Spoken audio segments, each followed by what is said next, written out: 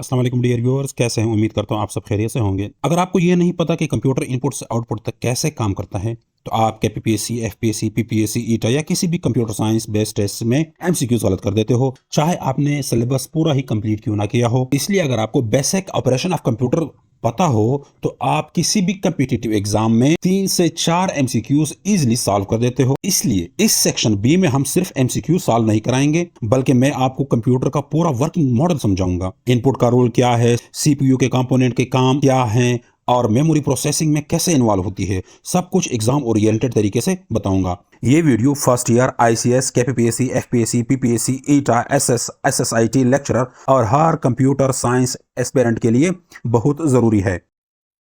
The data entered through input devices such as keyboard and mouse is first stored in। Mouse या keyboard से जब हम data inter करते हैं तो वो पहले कहाँ पे स्टोर होता है? तो वो सबसे पहले जाता है रैम में। जब हम कीबोर्ड या माउस से डेटा इंटर करते हैं तो वो डेटा डायरेक्ट सीपीयू के अंदर नहीं जाता, बल्कि इसका फ्लो है इनपुट डिवाइस, इनपुट से ये रैम, रैम से ये सीपीयू और सीपीयू से ये फिर आउटपुट में जाता है। Y RAM is correct answer. RAM temporary working memory होती है। इनपुट डेटा पहले रैम में आता है, सीपीयू रैम से डेटा रीड करता है और प्रोसेस करता है। इसलिए एग्जाम में जहां पर भी फर्स्ट स्टोर्ड लिखा हो तो जवाब में आपने रैम ही लिखना है।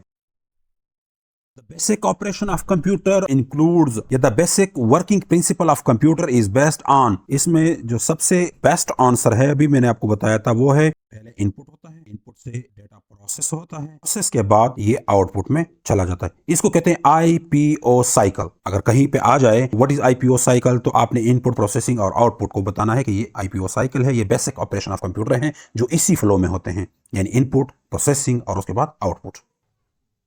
MCQs number 3, which part of CPU perform arithmetic and logical operation? Arithmetic and logical operation कौन सा यूनिट परफॉर्म करता है CPU का? ये CPU में डिफरेंट पार्ट्स हैं, उस पार्ट्स में से जो ALU है, अरिथमेटिक एंड लॉजिक यूनिट, ये परफॉर्म करता है arithmetic and logical operations. Control unit जो है ये बेसिकली चेक करता है कि ऑपरेशन क्या करने हैं। रजिस्टर जो होते हैं ये CPU के पार्ट होते हैं, इसमें टेम्परेरी डेटा स्टोर किया जाता है। तो ऑपरेशन परफॉर्म होते हैं तो रजिस्टर में जो टेम्परेरी डेटा होता है वो स्टोर होता है और ALU उस डेटा को प्रोसेस करता है।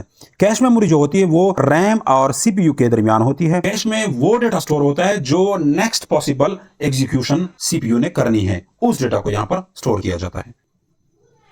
MCQs number 4, which unit of computer accept data from the user? User से डेटा कौन सा यूनिट एक्सेप्ट करता है? तो वो है input unit. The brain of the computer is. Computer के ब्रेन किसको कहा जाता है? कंप्यूटर का ब्रेन किसको कहा जाता है? तो ये है सीपीयू। सीपीयू कंप्यूटर का ब्रेन कहा जाता है कि ये सारे काम कंप्यूटर में जितनी भी प्रोसेसिंग होती है वो कौन परफॉर्म करता है? वो परफॉर्म करता है सीपीयू। रैम जो है वो टेम्परेरी मेमोरी एरिया है। हार्ड डिस्क जो है वो परमानेंट डेटा स्टोर करता है। मॉनिटर जो है वो आउटपुट यूनिट है जो डिस्प्ले करता है रिजल्ट्स को।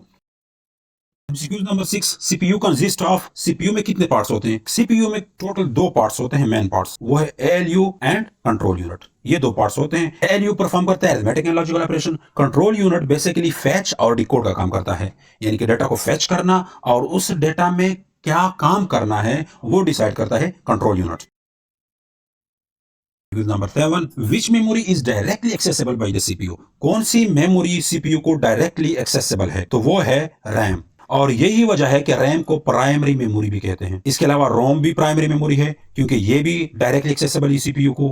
कैश भी एक्सेसिबल है, ये भी प्राइमरी मेमोरी है। रजिस्टर भी डायरेक्टली एक्सेसिबल है, इस वजह से ये भी प्राइमरी मेमोरी है। हार्ड डिस्क सेकेंडरी मेमोरी है। CD-ROM और फ्लैश ड्राइव ये भी डायरेक्टली एक्सेसिबल नहीं है सीपीयू को। इसी में आप देख लें सिर्फ रोम नहीं लिखा हुआ, CD-ROM लिखा हुआ है, इस वजह ये डायरेक्टली एक्सेसिबल नहीं है सीपीयू को, क्योंकि ये CD-ROM की बात हो रही है ना कि रोम मेमोरी की। RAM is also known as। The correct answer is volatile memory. Volatile memory किसको कहते हैं? वो मेमोरी जो डेटा को रिटेन करती है जब तक के पावर हो। जैसे ही पावर गई वहां से मेमोरी वैनिश हो जाती है, खत्म हो जाती है। इसलिए परमानेंट मेमोरी जो है वो नॉन वोलाटाइल होती है, सेकेंडरी मेमोरी नॉन वोलाटाइल होती है और रीड ओनली मेमोरी भी नॉन वोलाटाइल होती है, क्योंकि ये डेटा को परमानेंटली स्टोर करते हैं। प्रोसेसिंग स्टेज के दौरान कौन सा ऑपरेशन परफॉर्म होता है? ये आंसर है कैलकुलेशन एंड कंपैरिजन। क्योंकि डेटा एंट्री का ऑपरेशन है तो वो इनपुट ऑपरेशन है, डेटा स्टोरेज का ऑपरेशन है तो वो डेटा स्टोरेज ऑपरेशन है, और रिजल्ट डिस्प्लेइंग का है तो आउटपुट ऑपरेशन है। सो इस वजह से जो करेक्ट आंसर है वो है कंपैरिजन एंड कैलकुलेशन। क्योंकि जब भी प्रोसेसिंग होती है तो ALU जो प्रोसेस करता है वो कैलकुलेशन करता है और कंपैरिजन करता है। The control unit is responsible for, control unit किसके लिए रिस्पॉन्सिबल है? Directing operations of all units. क्योंकि कंट्रोल यूनिट कंप्यूटर का ट्रैफिक पुलिस होता है, डिसाइड करती है कौन सा डेटा कहां जाएगा, इंस्ट्रक्शन फेच, डिकोड, एग्जीक्यूट, ये काम भी किसका है? कंट्रोल यूनिट का है। Output produce by a computer is called, screen पर जो रिजल्ट शो होता है उसको कहते हैं सॉफ्ट कॉपी आउटपुट, और जो प्रिंटर हमें देता है उसको हम कहते हैं हार्ड कॉपी आउटपुट। सो यहाँ पर जो सही आंसर है, क्योंकि यहाँ पर कंप्यूटर का वर्ड यूज हुआ है तो हम इसको सॉफ्ट कॉपी कहेंगे।